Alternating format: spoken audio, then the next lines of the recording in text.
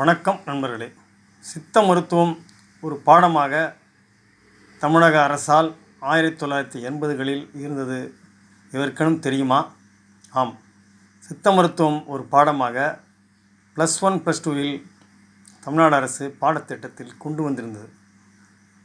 1980 முதல் பதிப்பு, இது 1990 2ஆம் பதிப்பு என இந்த புத்தகத்தின் மூலம் நீங்கள் அறிந்து கொள்ள முடியும்.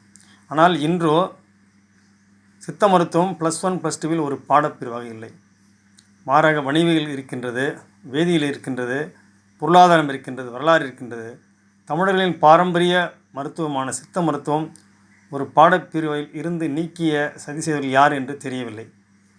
சமீப காலமாக 20 ஆண்டுகள் 25 ஆண்டுகளில் சித்த மருத்துவம் ஒரு பாடப்பிரிவாக +1 +2வில் இல்லை. இன்று தமிழக அரசு சித்த மருத்துவ பல்கலைக்கழகம் சித்த தொடர்பான மசோதாவை கவர்னர் நிறுத்தி வைத்திருக்கிறார். ஆனால் சித்த மருத்துவம் ஒரு பாடப்பிரிவாக மீண்டும் தமிழக அரசு கொண்டு வருவதன் மூலம் அது போன்ற நோக்கத்தை முறியடிக்க முடியும்.